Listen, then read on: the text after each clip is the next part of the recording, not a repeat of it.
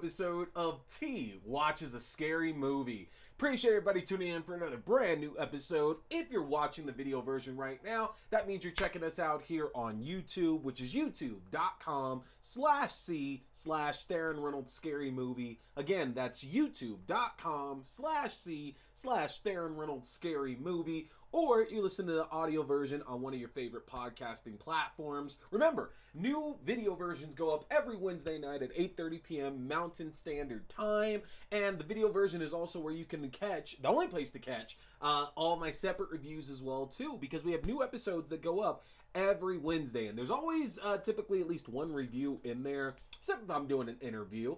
And then I'm usually talking a lot of movie, game, TV news, whatever at that point. But as y'all have seen in the last few months, I've been pumping out a lot more reviews on non-new episode days. So, again, if you are watching the video version, not only do you have access to the new episodes, you also have access to my separate reviews as well, too. If you're watching the audio version, at least right now, you only have access to the new episodes. So you definitely want to get subscribed to the YouTube page so you can check that out there. So, what are we talking about tonight? In addition to bringing my review of the 1997 miniseries The Shining, brought to you by ABC, there was a lot of really fun and interesting new horror news that has popped up, including the fact that it is finally official, all of you Terrifier fans out there, that Terrifier 2 is officially coming this October. The trailer premiered. It is coming out, y'all, on October 6th, if I'm correct. Yeah, on October 6th. It is going out through a number of theaters nationwide. It is your chance to catch Terrifier 2 and get another chance to catch Art the Clown. Now, this is probably a great time to point out that I myself have never seen Terrifier. I've never seen that film at all. I've heard it is absolutely brutal, that the kills in that film are just far and wide beyond anything that you could ever expect. And it's on the list because, as y'all know, I've been spending 2022 watching as many new horror films as humanly possible, to the point that I just got done last night actually watching the new film Glorious. Oh my God, Glorious. My Lord. I've said it numerous times on this show already, but let me say it again. If you are a horror fan and you do not have a subscription to Shudder, you have screwed up tremendously at this point. The amount of just fantastic films we've gotten from this company has been absolutely amazing. And Glorious, one of the more recent ones that just came out, it just hit on the 18th actually, was directed by Rebecca McKendry. It was written by David McKendry, along with Joshua Hall and Todd Rigney. And it's going to be one that I'll probably review maybe closer to the end of this year, maybe early next year, because the docket's pretty full right now. But I've been loving watching all of these new horror films on Shudder because it just shows you that they are willing to do what HBO Max is not willing to do right now. If the last couple of weeks have been evidence of anything, it's that certain executives don't know how to run their streaming companies, how to run their film companies. And Shudder has shown this year that they just know what the fuck to do. They know what they're doing. They know how to do it. They know the best way to do it for horror fans. And as it's relatively new, and I'm not doing my review for it tonight, y'all need to check that one out there. What definitely looks like it is an over-the-top, quirky B-movie style monster flick. It is so much more than that, y'all. This movie is just absolutely incredible. I was blown away by it, and the ending of it, the twist that comes towards the end, did not see coming at all. It absolutely helped to sell the movie even more than when I was first watching it. Just phenomenal, just absolutely phenomenal. And J.K. Simmons, who y'all know, J.K. Simmons just continues to just be such a delight in anything he's doing. But Ryan Quanten, man, let me tell you about Ryan Quanten really quickly. If you don't know the guy, you've seen him likely in a number of different things. For example, the phenomenal Dead Silence. It was made by James Wan. Pretty much the big Saw follow-up for James Wan there. Amazing film. We should have gotten a franchise out of it, but we didn't get a franchise regardless. But you got Dead Silence. You got Knights of Badassdom. You have True Blood, of course. You have you have This Glorious. You have Hurricane Heist. The man is no stranger to horror, and he just is continuing to slay it in a very, very different role for him as well, too. Because Ryan Quanon kind of grew up playing a lot of the himbos, as you know. These are the male bimbos we have in horror. And he did good with it. I'm not trying to like crack down on him or anything or say like the guy sucked and could only play that, but those are the roles he was very much getting cast in. And it was interesting watching him in this film, Glorious, kind of play completely against the type that he would usually be expected to be. And you got to get that twist. You have got to get that twist out of this film because I don't want to spoil anything. So go, please, please, please go and check out Glorious on Shudder right now or through Prime, with Shudder on Prime. If you have that, that's definitely not one that you are going to want to miss at all there. What else? What else do we have to talk about? So, like I said, Terrifier is coming on October 6th. It was announced we are getting a Killer Klowns from outer space asymmetrical multiplayer game coming. Folks, there has just been pandemonium for Killer Klowns in the last decade especially. They have just been getting a lot of new eyes on it. A lot of people have finally seen the film for the first time. It's gotten, its Blu-ray release. It's gotten just so many fresh eyes paying attention to the product itself, but yet and still there was only ever one film. There was no TV show, there was no sequel, nothing like that at all. So at some point when we're getting all these follow-ups, all these classic horror properties, something had to be in the works, and it was revealed that the main creator from the Friday the 13th video game that some of you might have played, that yours truly helped kickstart as well too, is behind the efforts to make this multiplayer game. And honestly, guys, I'm all in. I'm all in. You don't need to sell me on these games, just like you didn't have to sell me on the Texas Chainsaw Massacre game as well, too. I love the Friday the 13th video game. I still play the Friday the 13th video game. And yeah, I play Evil Dead. Yeah, I play Back 4 Blood. I play Dead by Daylight. I play a lot of these asymmetrical multiplayer games that are made for horror.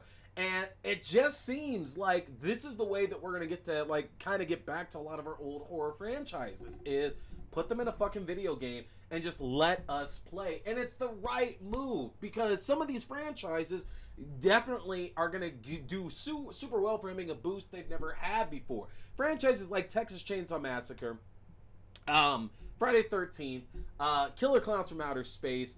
I mean, there's been Friday the 13th video games before. There's been Texas Chainsaw Massacre video games before as well, too. But the simple fact that we have these game companies and these creators who have such a passion in bringing that to today's audience, it cannot be overstated at all. This is great to bring eyes to even older projects, excuse me. And what I hope that means is that the ones that we've been wanting games for a while, like some kind of update, some kind of improvement, that we finally are going to get something. I mean, let's be real here.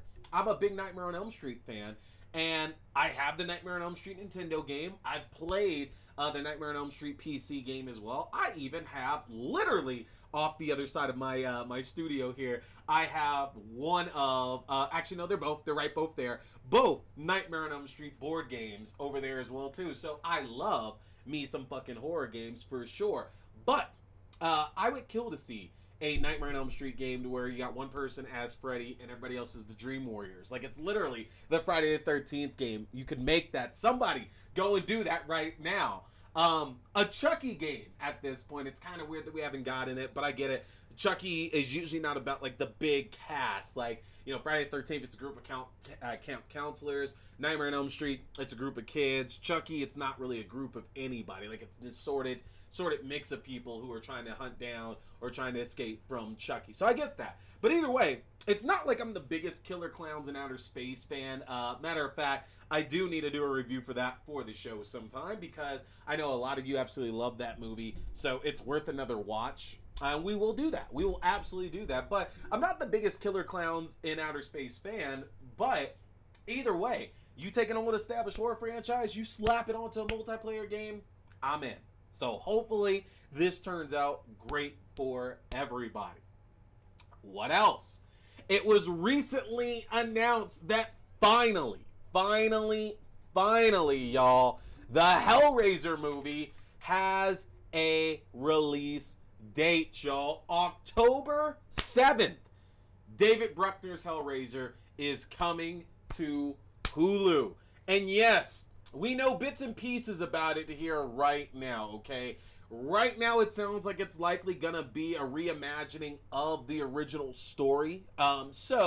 Like, we don't really get to go much further than that. We know Jamie Clayton is playing Pinhead this time around, which is going to be very fucking awesome to see, because you have to keep in mind the Cenobites are without sex. They are genderless. They're not male. They're not female. They're not even they. They are genderless. And so I think it's going to be interesting to see a brand new take on Pinhead. And I know it's not like Doug Bradley's the only Pinhead we've had before, because he only played it up to a certain part in the original franchise before the role was taken over in the last two. I think it was Hellraiser Judgment and, God, I don't want to say Hellraiser Origins, but God damn it, you know the trend of naming movies, y'all. There's probably a Hellraiser Origins out there. But I think it was 2 entries that Doug Bradley didn't do. So this is not new, but it's exciting to see that it's finally here, because we know there is more in the Hellraiser franchise that's coming. Or we hope, because I talk about HBO Max. There was a TV series that was being developed for HBO Max. I say being developed. We don't know if it still is, because HBO Max is just fucking ludicrous right now. It's absolutely insane over there. So who knows what the hell is going to happen with that. But either way, we know.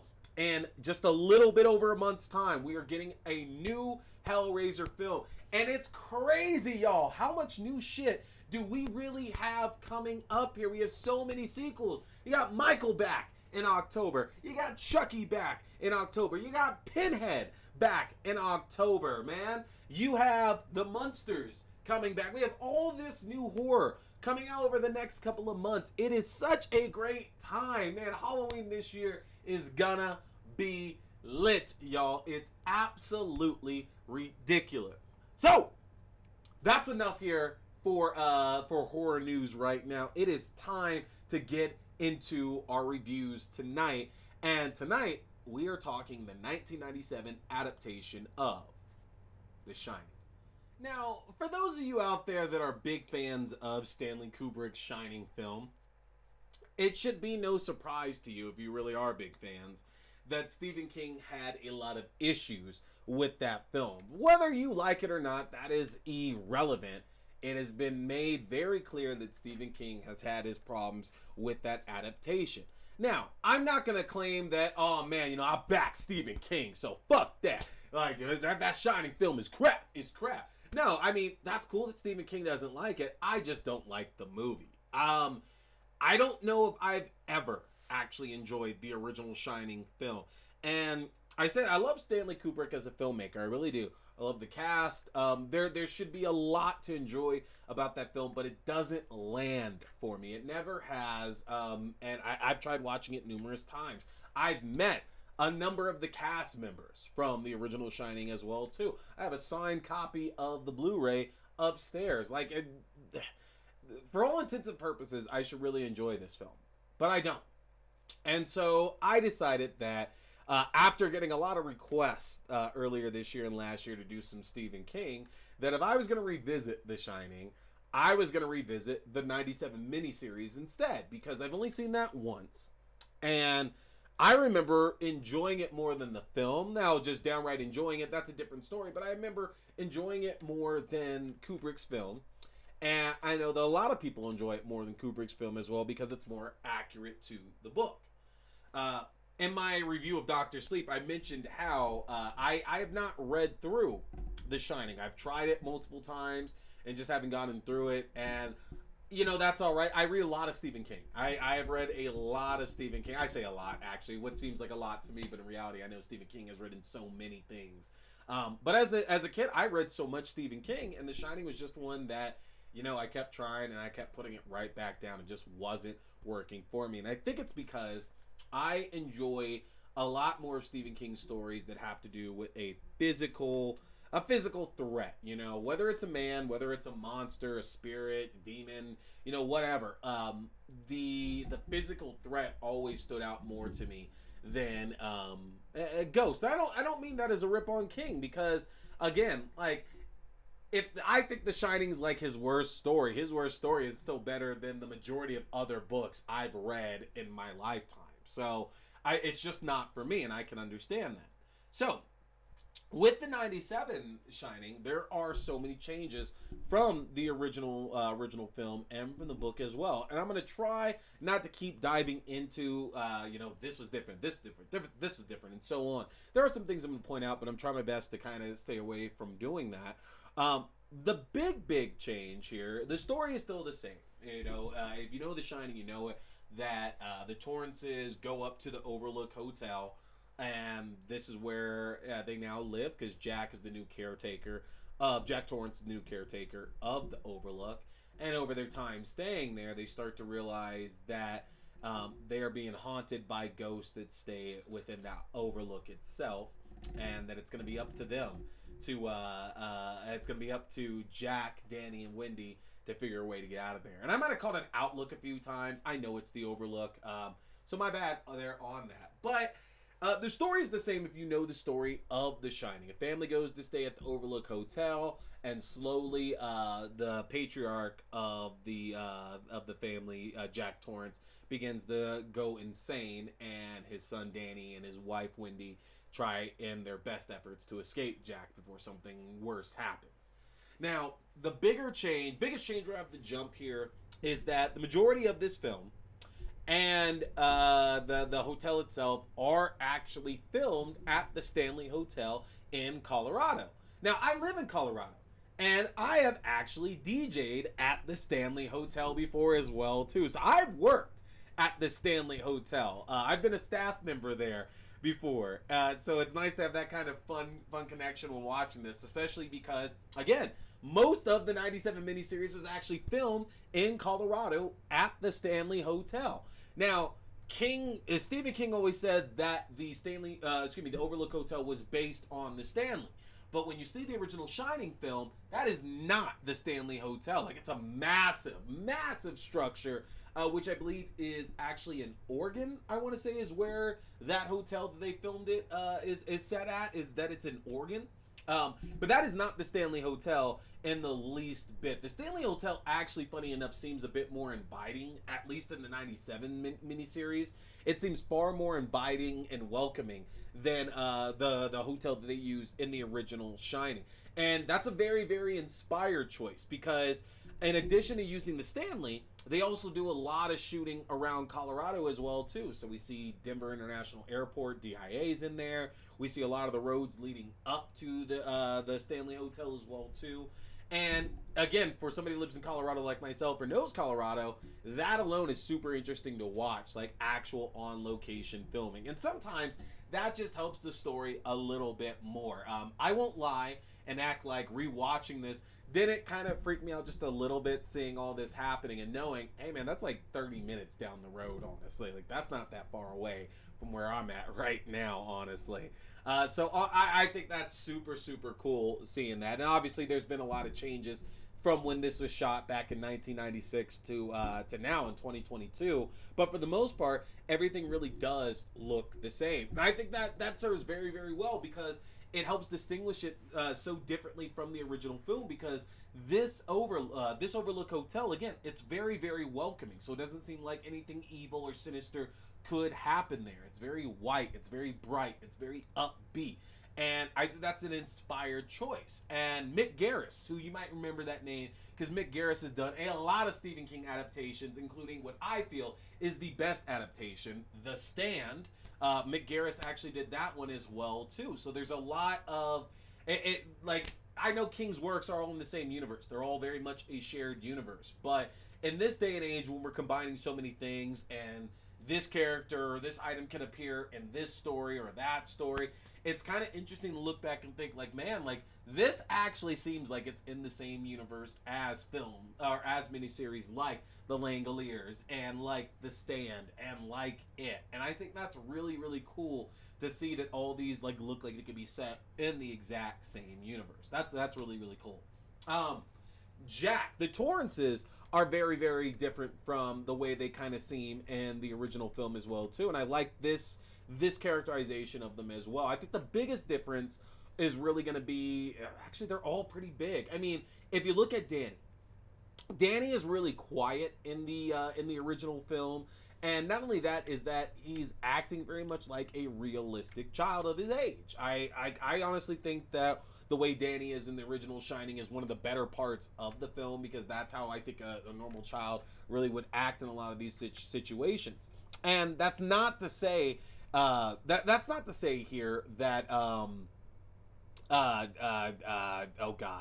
I'm trying to remember the actor's name here.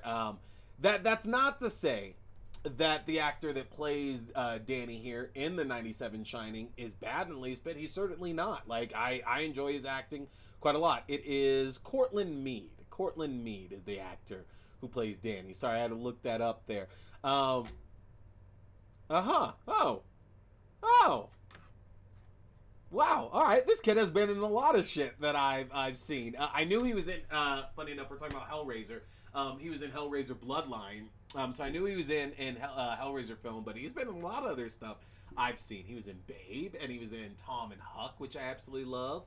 He was in Little Rascals. He was in A Bug's Life. So my man's done more than a few things here. But, and this is no knocking Cortland Mead's acting in the least bit, but I feel that Danny was written here in the 97 miniseries to be a little bit more talkative, a little bit more active, and that works to make Danny a more interesting character, because he's not really a mute anymore. He's not really that silent. He's an active participant in everything that's going on. But sometimes it can be really hard to give kids believable dialogue in films and roles like this. So that kind of stands out a little bit with Danny in this, and that might be the one downside, is that Danny isn't as strong of a character as he is in the original film, which is weird because he says so much more. Wendy and Jack, though, on the other hand,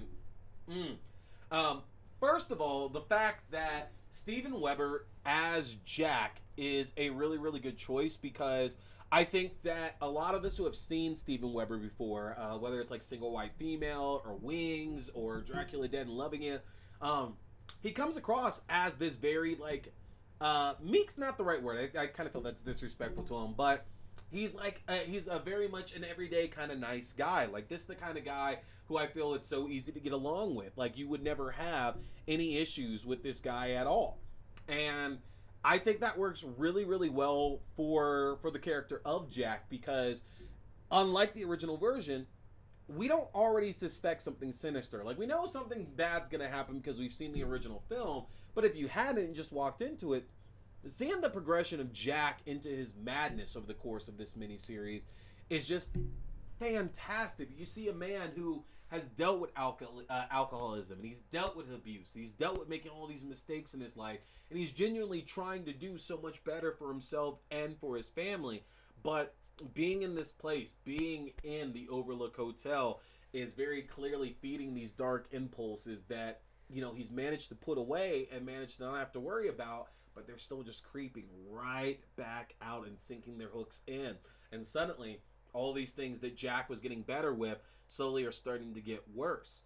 And one thing that I really, really love about it is that they just show how hard Jack is fighting. Like, yes, Jack is still a writer in this. He's writing a play as well, too. But whereas we took a big focus on that play and his writer's block in the original film, this more so deals with Jack's madness just of doing his job, just of being in his everyday life, just of getting through a normal day, and how that can be such a struggle for him, dealing with his own trauma from his childhood and passing that down onto his own child and onto his wife. And I think Weber does such an amazing job with that, that when Jack finally does just snap and does go crazy, it's not like it's sudden, not like the Jack Nicholson turn is very sudden or anything, but it's very well earned at that point when he does finally go crazy and start coming after his family. And you don't feel that like, oh man, like dude, just cool off. Like this is somebody who has been having his buttons pushed for an ample amount of time, and finally there's just no way to fall back from that at all. I just love it. I think that Weber did such a great job, but I think the real winner, the real winner in all of this is absolutely Rebecca De Mornay, who y'all might know again from Dirty Dancing. Not Dirty Dancing. What the hell am I saying? Dirty Dancing. Risky Business. From Risky Business, or some of you younger ones might know her from Wedding Crashers. You shut your mouth when you're talking to me. So Rebecca De Mornay is such a great choice for Wendy, because I'm not gonna knock Shelley Duvall, because Shelley Duvall has done has been in a number of things that I really enjoyed her in, but simply say there's a problem with Wendy in that original film to where I don't know, it just like it's like the character was there to get killed by Jack, honestly, and I know she doesn't, and she's very much portrayed to be a battered wife in the original film as well too, and she's just terrified of Jack and wants nothing but just for everything to be okay with her son.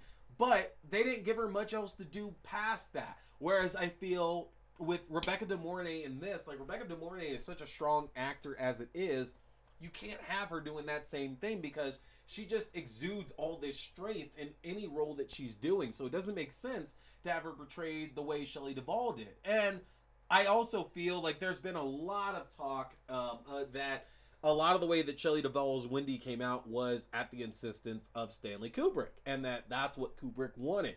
And you know, that's fine. That's his job as a director to choose what he wants to show up in this film. But I think that Wendy in this miniseries is honestly the better of the two choices, because it shows that this is a woman who very much wants to help and support her husband, who's been dealing with these major issues, but she truly doesn't know how. And while she is trying to look out for him, she's got to look out for not only her son, who has been a victim of, you know, Jack's rage in the past, or Jack's drunken problems in the past. She's look out for herself as well too. And I love the fact that it shows like she's willing to trust Jack, and she is really trying, but she also still has that trauma and that PTSD from previous incidents. And again, Jack is not this evil man. Jack is an alcoholic for certain, and those demons have caused him so many problems in his life. And I think Wendy really sells that so well over just some of the looks she gives Jack over the course of this miniseries as well, because it shows that as more and more incidents keep happening throughout it, that she's starting to feel less safe and less safe and less safe, and this trust, this assurance she had in Jack at one point is getting torn away. It's getting broken down, and she's having to become stronger and stronger. And that's an interesting dynamic, that as Jack continues to descend into madness, Wendy seems to gain more and more in strength. And I know it seems like Wendy's breaking down if you watch this there, but I actually feel that it's kind of interesting. The implication almost seems to be that as Jack's will is being torn away, Wendy's will is being built back up. And maybe it's a reason why the Overlook might want to sacrifice Wendy as well too, because Jack again is not just after Danny, he is absolutely after Wendy in this. And I feel that that is a very much a believable theory about it. Now, beyond the fantastic cast, again, The Shining is not there for jump scares. It's not there for the typical tricks of a lot of the other Stephen King stories out there that you know and that you love. So you do know what you're getting into with this miniseries. But what I will say is that the character work in this is far better than in Kubrick's film, especially when it comes to Jack and Wendy. So if you ever thought that those characters were lacking in the original Shining, excuse me, I got scared. If you ever thought Jack and Wendy were lacking the original Shining, then this is the miniseries for you, because it really rectifies the problems that at least I had with Jack and Wendy in that original film.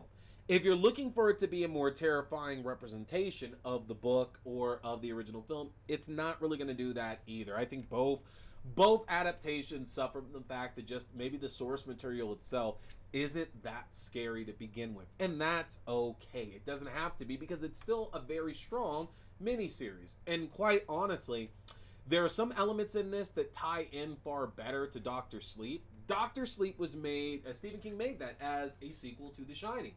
But the thing is that if you ever watch Doctor Sleep, check out my review that I did. There are a lot of elements that say that this movie is a sequel to The Shining movie more than it is a sequel to the book The Shining. And I would actually go so far to say that maybe Doctor Sleep is more of a sequel to this than it is the original film, because the original film has quite a lot of differences in it. For example, the 97 miniseries points out a very pivotal point towards the end of the film, or the end of the show, to where Jack does regain his sanity for a bit. He absolutely regains his sanity while talking to Danny, and he makes a move to save Danny and Wendy and get them out of the Overlook. Something that we don't see in the original film at all. It's just left as Jack is sinister, and that's it. And that ties very well into Doctor Sleep, because part of what Danny points out in Doctor Sleep is that his father wasn't always an evil man and was always trying to do right by him and his mother, and this version of it really supports that, whereas Kubrick's version really doesn't. The maze that does not actually exist in The Shining. So again, another thing that Kubrick added, because in the book and in the 97 miniseries, rather than there being a maze, there are these animals that stalk the grounds of The Shining that are made out of the local shrubbery, made out of the same thing that make the maze. So that's kind of cool to see that. But the two big ones is the fact that Dick Halloran survives and the fact of the boiler. Now, Halloran dies in the original film. You might remember Jack Nicholson catches him with an axe to the back, and that's it for Dick Halloran in the film. Not in this one, where the axe is not present at all. It is a croquet mallet instead, which is a more inspired choice, in my opinion. We don't have to worry about things like the Here's Johnny, and I think there's way more tension in something like a mallet or a hammer over an axe. You know what the axe is going to do. We don't know for certain what that mallet is going to do. But that boiler is a big part of it, because throughout the miniseries and through the story, it's a big part of it that, hey, you need to dump this boiler every night, or the boiler could explode and it could destroy the Overlook.